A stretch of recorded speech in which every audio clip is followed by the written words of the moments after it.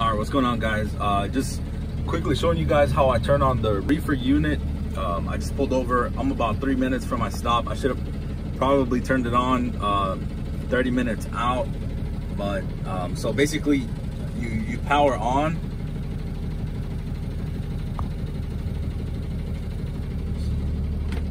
Gotta press it harder. You'll see the Thermo King logo appear, and because I've been doing those couple reefer loads, it's already set at the temperature that they've requested. It's -10, 0 to -10. It's probably gonna be because it's hot outside. Let's see the temperature.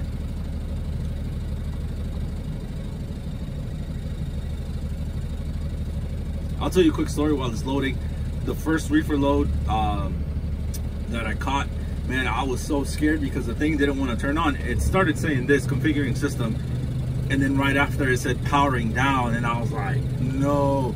As soon as I gave my first reefer load, it starts acting up. What the issue was, I actually sent it to Freightliner the weekend before that because I had to check engine light, and they cleared it for me. So I'm assuming the tech must have turned off the reefer unit just so he could check out everything. And I want to encourage you guys to really inspect your truck, get to know your truck, because if I hadn't have climbed up there in the reefer unit, I never would have seen the on and off switch, and I probably would have had to cancel my first load. And you see, that was that little stumble, that was the reefer unit kicking in. I don't know if you guys could hear that on camera, but get to know your reefer unit, get to know your truck. Like I said, if I wouldn't have seen that on and off switch when I climbed up there, when I first got the truck, I would have canceled that load, and I would end up looking like a rookie. But right now, because I actually had a reefer load this morning, it's not you know, too hot in there. It's 27 degrees. If you haven't turned on your reefer unit in some time, I would suggest giving about an hour. It does take about an hour to an hour and a half to get to freezing point. And you want to make sure you do that well ahead of your pickup time, because sometimes some shippers may either reject your truck, or they might say, hey, just wait here while, you know, it cools down enough to the optimal temperatures. You don't want that to happen, because, you know, that's wait time that you may not get paid for. But yeah, like this one, it's at 26. It's a continuous temperature for -10. We should be good. I don't have to check in till 11. I think it's like 10:30, so I'll be fine for this one. This one is a really good load. I just came back from LaGrange. I'm in Atlanta right now. I'm in Atlanta, and this one is going Atlanta to Atlanta for $350. So I'm really excited. You know, I'm also excited to be ending the day early today with some money in my pocket. So let's get it, guys. All right, thanks. Hey, what's going on, guys? So I wanted to add a little bit more to this video. I got home like around 1, almost 2 o'clock. Let's say 2 o'clock. It was a really good day. I got 2 loads in today, one early in the morning. It was a 7 a.m. drop off in LaGrange at McLean.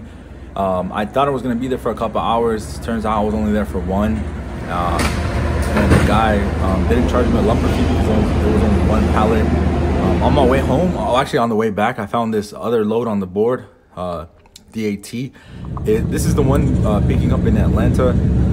In the previous recording, where you guys saw the houses, that's Atlanta, and it was in Atlanta to Atlanta for $350. Not too bad. I mean, it was straight through. I picked up quick, they took care of me, and then I dropped this off really quick as well.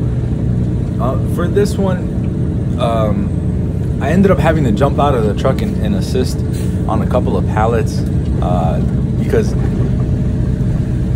it was delivering straight to the kitchen, and it was ladies, so you know, the pallets were really heavy, and they were wood, so they were, you know, by the time I got there, they were damaged, so they did need a little bit of help, which I didn't mind. I got to learn how to use an electric pallet jack, which I've never used before, or electric, whatever you want to call it, forklift pallet jack. So she taught me how to use it, So that's a new skill I gained today. You can reach out to the broker and say, hey, you know, I ended up having to touch freight. You know, I'm requesting pay for that. And once again, they'll take care of you. If not, I mean, you know, I'll chalk it out to a business lesson. I learned how to use an electric pallet jack for the future, so it's fine. It was only a few pallets, but at the same time, it was slippery because it was at freezing point. So you guys want to definitely take care of yourselves. If you feel like it's not safe or you're going to get hurt, by all means request it, because at the end of the day, we are owners of our business and no one's going to take care of us but ourselves. So that's pretty much it. The only interesting thing that happened today, my door was frozen, and you know, the warehouse was cool about it. They ended up having to use a crowbar, and I mean, if that happens to you guys, don't panic. It's not sealed shut, you know, forever. Just take a crowbar or something that you can, you know, leverage against and push up in the door. I mean, the door literally just unglued itself from, I'm assuming, from being so frozen in there. But that's pretty much it. It was a really good day. I got to finish early. That's pretty much it. I don't have much else for today. Thanks for watching.